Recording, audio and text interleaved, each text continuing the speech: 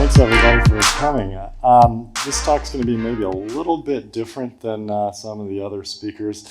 I like to be pretty interactive. I've packed a lot of subject matter into this presentation and it doesn't have a lot of visuals, but the reason for that is that I really want to find out what you all are interested in talking about rather than deciding ahead of time and try and address the conversation towards that. So what I'm going to ask for is a little bit of audience interaction. If I could get you to raise your hand for the items that are of interest to you, I'm going to read through this list and then I can try and specify the talk to those subjects. First, pioneering energy and materials efficiency. Let's see who's interested. All right, good amount there. Defining sanitary for the cannabis industry. Pretty important. I'll skim over it a little bit though. Related to that is quality management. That'd be like GMP, CGMP issues. All right. Then the looming specter of FDA regulation. I'm gonna include that for sure. All right. Diversifying separation technology. This one, I'm glad you're all interested because I was going to talk about it anyway. That one's close to my heart.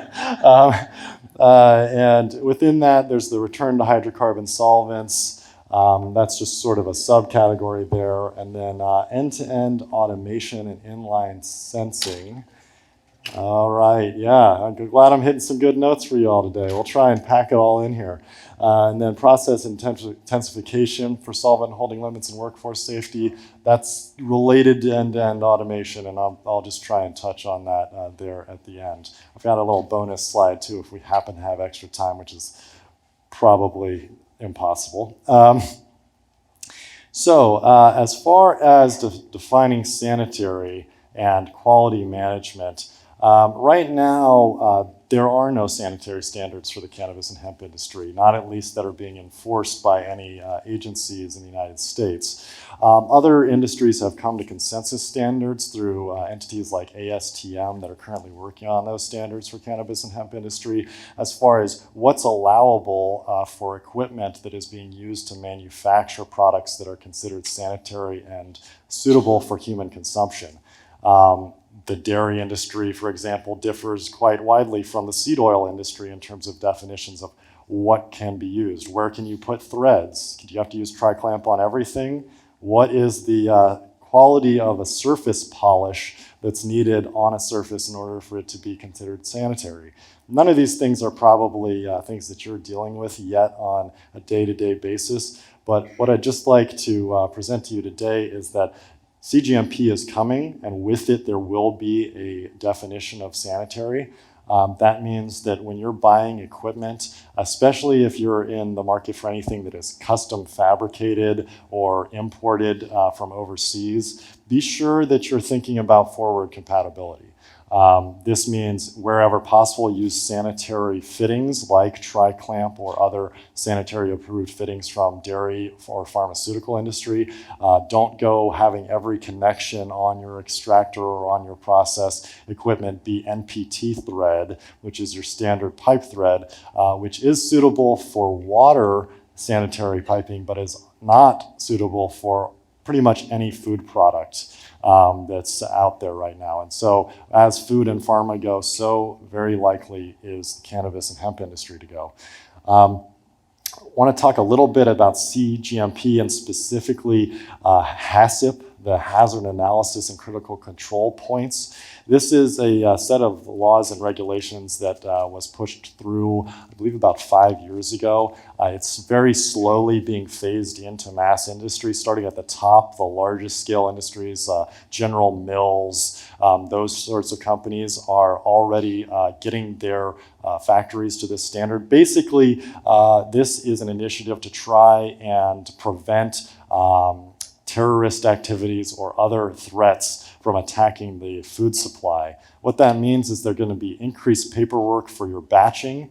You're going to have traceability standards that go all the way from bringing ingredients in your door to the time that those ingredients leave your door as a finished product. That's going to include cannabis. It's also going to include any oils, any cuts that you're using.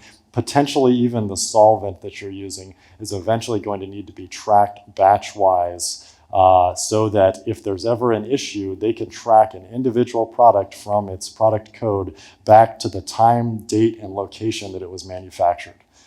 That's not currently a part of the industry except for seed to sale in the adult use cannabis markets. In some ways, we're actually more prepared because of seed to sale tracking for this degree of regulation than most food companies are. But all this is to say, you're going to end up needing a compliance officer that is well-versed in the sorts of GMP procedures being used in large-scale food manufacturing plants and pharmaceutical plants if you plan on scaling your operation up beyond a mom-and-pop small establishment where you may be using a commissary kitchen or a what's considered to not be fully industrial manufacturing. At the point you qualify for industrial manufacturing, you're going to need very detailed traceability on, again, batching and materials utilization and your packaging process. And you're going to need to make sure that all of your employees follow sanitary standards, hair nets, beard nets, sanitary surface clothing, and other measures that may be used to keep the surfaces in your facility clean. And man, isn't oil difficult to get off of surfaces. So having a cleaning regimen that's going to actually make your facility really clean is going to become important, because I've seen a lot of facilities where that oil never quite comes off the table, if you know what I mean. And that's unfortunately not really going to be acceptable within the next 2 to 3 years across industry-wide. If an inspector comes in, they're going to need to be able to eat off the surface without having any of your product get into their food. So other pieces of FDA regulation is current uncertainty about, in particular, the hemp market and how hemp products are going to be classified. Is food going to be an allowable hemp oil product? That is to say, CBD and cannabinoid containing products, are you going to see them on a grocery store shelf in the food aisle, or are they all going to be in the nutritional supplements aisle? Not everybody knows this, but CGMP 111 is a nutritional supplement standard under FDA. It's halfway in between food and pharmaceuticals. It does require CGMP standards are followed, complete documentation of batching records, materials traceability standards. Some of these things, it's much more loose than pharmaceuticals. So, you consider it to be a stack of paperwork only 3 inches thick and not 9 inches thick, right? But it is very likely that a lot of hemp products are going to end up falling into this category. So if you're interested in producing an industrial scale manufacturing process for hemp products, we highly suggest that you look at least being aware of what it would take to convert your facility over to CGMP CFR 111. And there are quality management consultants that can help you with this. Unfortunately, there's not too many of them serving the industry yet, but we're going to see some more mainstream quality management companies coming into the space to assist with this transition as we get closer to FDA clarity on regulations. I like to say that I don't think this industry is heading to pharmaceuticals exclusively. There will be pharmaceuticals produced in the industry. There already are. But if you're interested in that market, once again, quality management, you should be getting those people on board even before you start looking at equipment, because it goes down again to literally the traceability of the metals being used in the manufacture of the equipment as to whether that equipment is going to be considered suitable for the manufacture of pharmaceuticals. So very tight restrictions, worth getting advice on earlier rather than later. This one's close to my heart, pioneering energy and materials efficiency. I think that we kind of have a little bit of a complex in the industry about trying to cast a blind eye to our energy usage. Everything from the lights we're using for cultivation to the heating and cooling in our processes make the processes we're using for manufacturing quite intensive in terms of energy as well as materials utilization. We're going to see a future where both the marginal cost of those materials and the energy, as well as the demand from consumers for an actual green, hemp and cannabis industry are going to drive companies towards increasing efficiency initiatives and doing things like environmental impact assessments ahead of building your facility, which are not common practice as of yet, but really are going to make the difference in the market, not only for your competitiveness on a price basis, but also your competitiveness from a marketing basis. One thing in particular that I think is actually a rising star of this year, it's going to be a major theme, especially in the hemp market, is valorizing your byproducts. We've already seen some companies start to use the waxes they pull out in their de-waxing and their winterization process in some of the consumer goods. We're seeing things like lip balms, topicals start to include these hemp waxes. We're really at the very first level of byproduct commodification. We'll see in the future those waxes will be fractionated. You're going to see byproducts that may be as wide-ranging as not only cosmetics, but specialty materials. In fact, some of you may have already seen hemp surf wax out there in the market. Well, that's being manufactured from hemp seed oil, but there's no reason that the oils and waxes being pulled out from your extract can't also be used for similar types of products. On the very far fringes of byproduct commodification and valorization, you could see things like epoxy resins and construction materials. A lot of people are aware of hempcrete being a potential option for turning your stock into something that's valuable. When you get to a certain scale as a hemp manufacturer, it could be possible that saving up all those stalks and stems could make you a bit of money in the end rather than just incinerating it. Although I should say, if you're incinerating it, you should be looking at a generator that could at least generate steam off of that incinerator rather than just putting it up in a puff of smoke. Overall, I just want to re-emphasize there really is a demand in the market for a green industry. It's sort of undervalued in the market as it is right now, but I think that what we're seeing from large players right now, and we're in conversations with leads and people that are raising a lot of money, actually a lot of the big players are starting to pay very detailed attention to the environmental impact and sustainability of their product, because they know that they're going to be competing on a Whole Foods shelf, or they're going to sit beside Dr. Bronner's and the other companies that already have an image as being socially conscious, and they know that as things are the way that things are being done right now is very intensive and won't stand up to scrutiny. So there's going to be some major technological advances on technology that are going to help us increase efficiency in both materials and the electrical usage as well as water. I will say that we're seeing a push towards the integrated campus that's related to this sustainability. The closer all of your feedstock is to the point that you actually manufacture your products, the lower your carbon footprint is going to be. Also, your ability by centralizing all of this infrastructure in one place to raise real estate development dollars to do sustainable development goes up quite a bit. So we're going to see LEED certified buildings for the hemp industry this year, at least breaking ground. And I know of a couple of initiatives to do that. This means that real estate development firms that specializing in industrial and commercial industry are going to start participating with the hemp industry in a way they haven't up to this point. And you're going to see state-of-the-art facilities being built for this specific use. It's very exciting. And I think that in general, we should not be afraid to start approaching some of these LEED type initiatives to have these conversations about tax incentives and other actual financing options that could come from pursuing that sort of sustainable development. In terms of extraction, I like to think that hydrocarbons are going to come back, and that on a small scale, of course, they've never gone away. Some industries like California, they've kind of been stymied a little bit by regulation, but for reasons of efficiency of use and selectivity of the solvents, I think that we're going to see large-scale hydrocarbon extraction coming onto the scene in a big way over the next 3 years. One way that that's going to happen is through hexane plant conversion. I've already spoken to one individual at this conference that actually actively is using an existing hexane plant being used for wheat germ and other products in order to process hemp.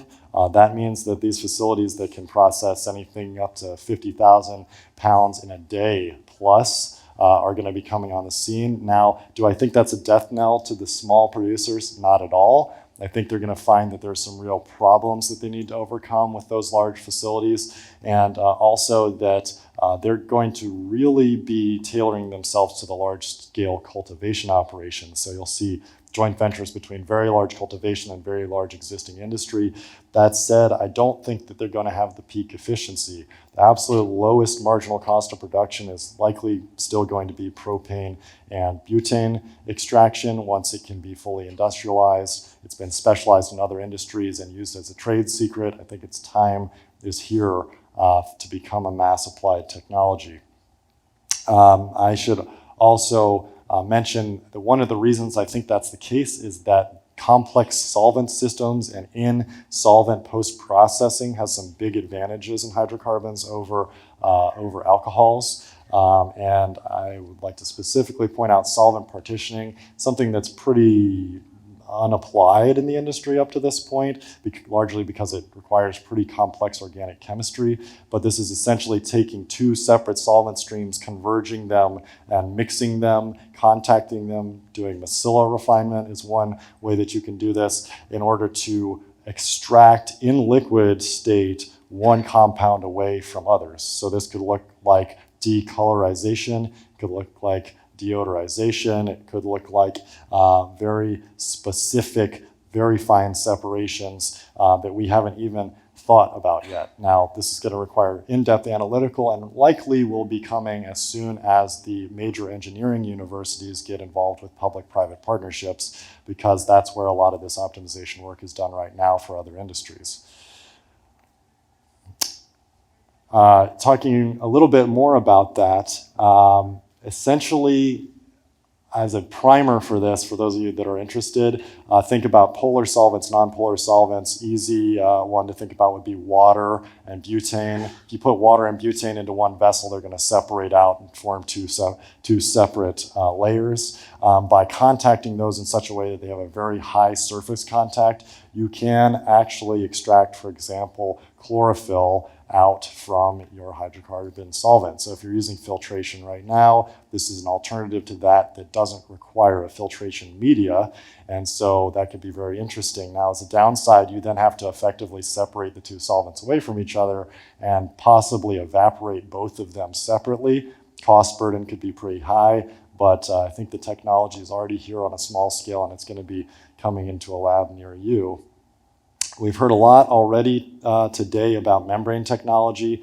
On this stage, we had both Evonik and Ecos come onto the stage and present their technology. They're a great example of how membranes can be applied to this industry and really, again, boost efficiency. They use less energy for the same task.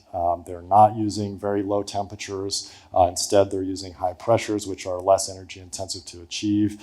And this is just the start of what membrane technology can do for the industry, separating waxes away from cannabinoids, separating solvent away from oil. These are early applications. We're seeing the possibility of use of things like perevaporation, which is a vapor phase membrane that could actually help with solvent repurification, which, going back to materials efficiency, is extremely important. A lot of people are throwing their solvent out every 4 uses, every 2 uses even, in some cases in ethanol. That's not really sustainable. We're going to have to find a way to reprocess that solvent efficiently, pull the terpenes out of it, pull the water out of it, and then use it again.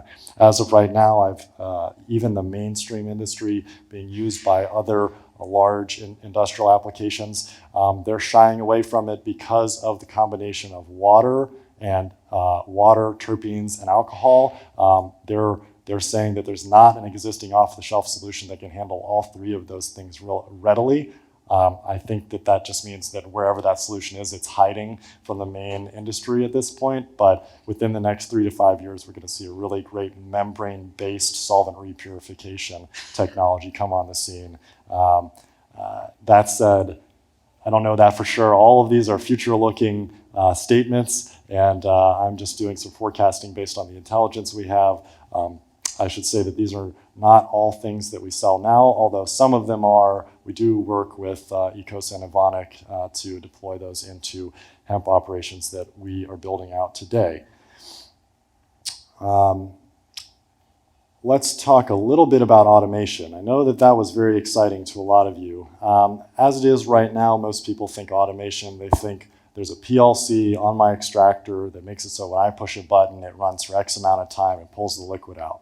That's a great degree of automation. You look at a CO2 extractor, maybe it's automatically pulling fractions for you. That's maybe a level of increased sophistication. But where we're heading is a top level automation ethos and ecosystem. SCADA, or Supervisory Control and Data Acquisition, is the industrial automation standard for large companies like Dow Chemical, again, like Kellogg's or General Mills. All of their plants have central control facilities where all of their equipment is monitored, data is logged, and in the case of emergencies or necessary interventions, a single person can shut down any piece of equipment or alter its operating parameters from a single control room. As of right now, that is pretty much unheard of in the industry. There's some key exceptions to that. But as we develop and mature, this is going to become increasingly common, especially as we see technologies like machine learning, big data applications that are going to be applied to process monitoring, process optimization become a greater demand. And additionally, some of the more advanced automation techniques around monitoring necessary maintenance that have not come into the space yet get applied. There are sensors out there and chipsets that have been developed that can literally listen to the sound of a room and tell if any one of the motors in the room is going to fail within the next several days, so that you can replace the motor before it ever even stops running. That has yet to be applied to the cannabis industry, at least as far as I'm aware, but we will see that in the next couple of years, because it's a very high value per hour process that we're doing, all the way from small scale up to those 50,000 pounds a day type of operations. Probably see it at the larger scale first, but I trust that the industry is going to apply it at the small scale as well. This leads me to talk a little bit about process intensification. Now, process intensification is actually one of the major themes of industrial engineering over the last 2 decades, really picked up steam in the early 2000s. It's the idea that by making all of your processes continuous and tightly synced with each other so that you have a minimal amount of dead space holding volume in process and a minimum amount of downtime or non-operating time on any individual piece of equipment, you're going to be able to maximize the efficiency of your plant and have much greater marginal efficiency of production. This means that moving away from batch-wise processing towards continuous processing. And I think that as an example, I can use biofuels plants. You can see in the same footprint a 1 million gallon per year biofuels processing plant that is batch-wise, using 6 or 8 inch pipes to transfer the fluids in between processes. Very high throughput, but those pipes remain dry for, say, 80% of the day in between batch filling. Now you go to the same footprint, you're using a 1.5 inch pipe on a continuous processing plant that's producing 10 million gallons a year in the same footprint. That's the sort of exponential increase in efficiency you can see when you get to extremely intensified processes where machines are all running all day, almost no downtime, exactly matched to each other with very little buffer space. This also means that you have a reduced risk profile for your workforce, because the total solvent on hand necessary to produce the same task goes down substantially. So this is going to be quite favored both for a marginal efficiency basis on cost and as well as risk profile minimization.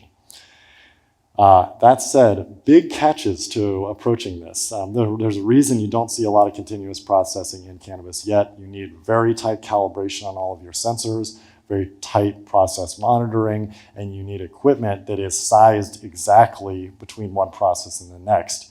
Variability in feedstock makes that extremely challenging. We've been working on these challenges at SciPhy Systems. We still think that there is a place for batch-wise processing in a lot of cases, probably a majority of cases in the industry at this point. That said, 2 to 3 years out, if you have a long-term development plan for your company, maybe plan on starting batch and going continuous in the next generation of your build-out. Be aware of process intensification and have conversations with engineers early about how you can make plans to either retrofit towards process intensification or your second plant build go towards an intensified process. So I just blasted right through that. Thank you all for listening to my very fast banter. I am going to leave these bonus options up for now. If we don't have any questions about the other things I've just spoken about, we can always tap into some of these interesting and challenging topics as well. But I'd love to open it up to questions. Sorry, hang on. Sorry. I was reading through your list, and you said you have truly solventless mechanical separation at scale. Oh, yes, please. Sure. So yeah, I'm sure a lot of you have enjoyed Frenchy Canoli's presentations over this week. I do think that there is a place for solventless mechanical separations in scaled industry. It's an area that not many companies have really driven towards yet, but I'm going to pose you this sort of mind game. If you have an extractor that does, fits 100 pounds into it, and you have 100 pounds of biomass, that is only 1/5 the amount of total cannabinoids that you could fit in if you could do an effective dry sift or water sift application at scale. This is something that's being pursued actively by a few companies that we know of. I think it's going to become increasingly important, not only because of extractor optimization, but also because old school hemp and cannabis hash has a place in the market. This is a little bit strange for people to think about, like, what do you mean hemp hash, right? But if you're producing a truly organic, edible, consumable product, and you want to claim full spectrum, and I mean really full spectrum, I would argue the only way to do that is by using a mechanically separated hash.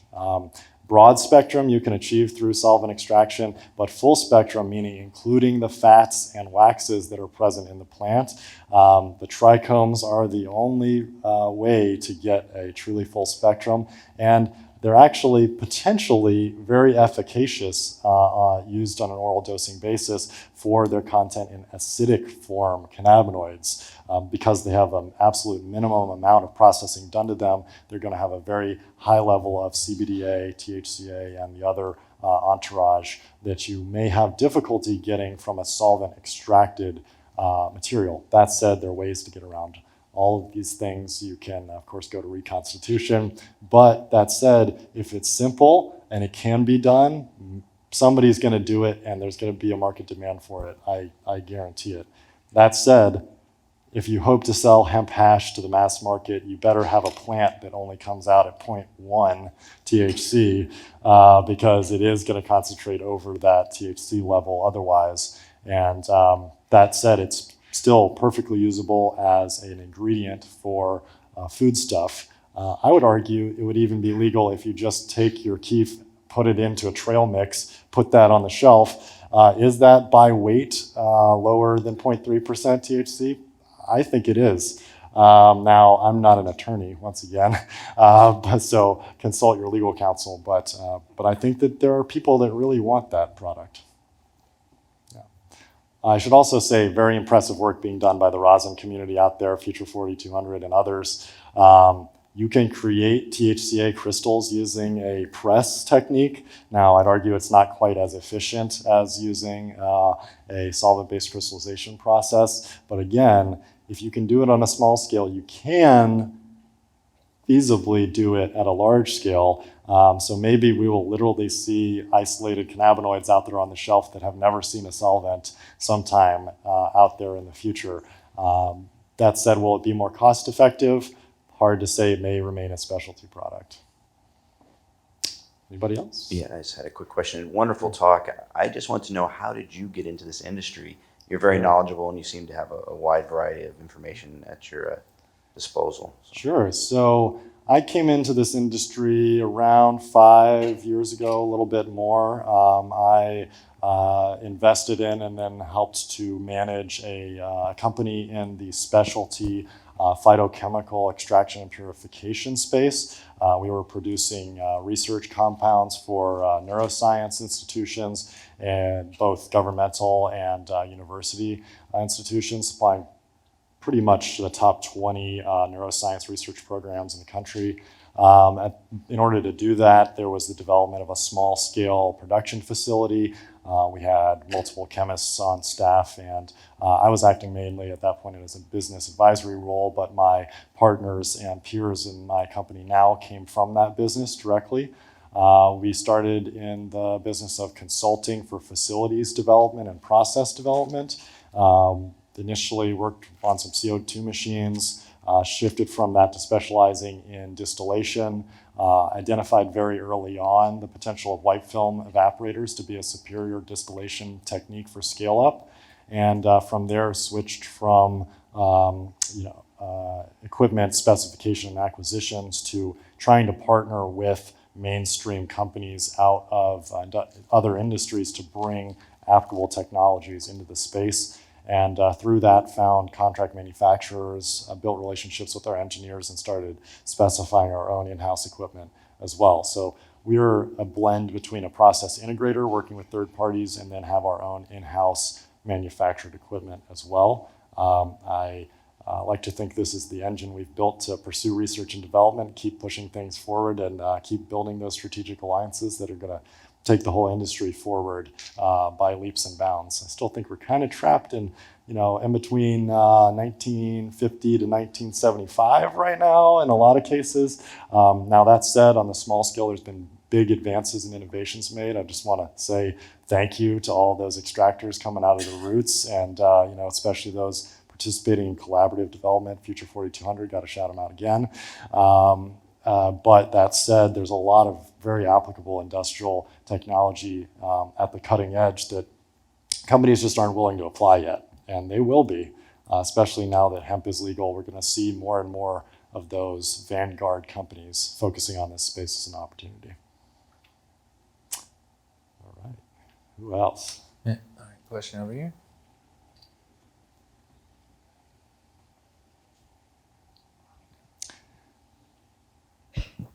Hi, you mentioned liquid, so but you didn't mention chromatography or countercurrent or any of the buzzwords. So I guess I was going to ask you, to what extent do you see those applications being used more? What's the future of those applications? I mean, personally, I think it's going to be something that uses the electro tech and sonication, but in terms of scaling up that addition, a lot of people have talked about using sonification, like in combination, or sonication, sorry, in combination with centrifugal. Do you think that's scalable, and where do you see the cost problems with that feasibility? Sure. Yeah, so SciPhy Systems as a company, we've taken the stance that chromatography and those final fine fractionation technologies are in that vanguard zone. Some of these companies like Rotochrome, Gilson, we think that they are leading edge companies in their specific space. Do I think that anybody has the killer app yet in fine separations? I'm going to say no, I don't think so. I think we won't really know cost efficiencies until the first large-scale column-based chromatography systems get built specifically for cannabis operations. People have been trending towards these more mechanical centrifuge-based applications, and largely because of the low operating costs, but the upfront capex per unit capacity is still pretty high. As you're mentioning, sonication and electrical, dielectric type approaches to enhancing these separations, I think that's an extremely exciting area of research. I don't personally think that sonication as a primary extraction methodology other than an enhancer for existing technologies makes a lot of sense. The reason I say that is that we would like to try and prevent the primary extraction from pulling the interior organelles out of the cell matrix and into solution. When you do sonication, almost always you're going to be lysing the cells and therefore introducing chlorophyll and other compounds you're trying to avoid into your extract. Now I say that, but the caveat to that is if you have a really effective secondary separation technique that could be like liquid-liquid extraction or multi-solvent systems, even using sonication in order to emulsify some of these compounds and then actually reverse the emulsification later in order to try and achieve some of these separations. There's really interesting approaches to just saying, we're going to take everything out of the plant, we're going to make it a liquid, and then we're going to pull what we want out of it after the fact. Because as I spoke about byproducts, some of those things you're pulling out, even chlorophyll, has a value add market. Chlorophyll itself is a nutritional supplement. It has a market out there. If you could efficiently and cost effectively separate it out of the plant and out of the extract, then it becomes viable to do that type of extraction. So it's a little bit long-winded. I would say I haven't picked a favorite. That's what I would say. I think they are applicable. I think they require essentially a staff organic chemist in order to effectively run them. That is how these companies, especially in the chromatography industry, are used to operating in pharmaceutical and other spaces. You need a process developer on staff that's going to continuously iterate your process and optimize them in order for it to really be operated effectively. Also, just want to say specifically about centrifugal partitioning chromatography, handle your solvent recovery first. Don't skip it. Don't try and do it yourself through kludging something together. Get a very appropriate solvent recovery system for both of your solvents and a solvent separation equipment that's appropriate to the use, because I have seen companies stall out after buying a very expensive piece of equipment and then not being able to handle the downstream separation of the solvent away from the oil that they're trying to separate. So that's something to keep in mind. So I'm sorry I don't have a favorite to pick, but I think you're tapping into some really important key future developments. I don't think that there's comparative data out there yet in order to be able to pick which of these methodologies is actually relevant at this point. I look forward to seeing it though, so maybe you'll be posting out there on Future 4200 soon. All right, thank you so much. Let's give Emmett a big round of applause. Thank you, everyone.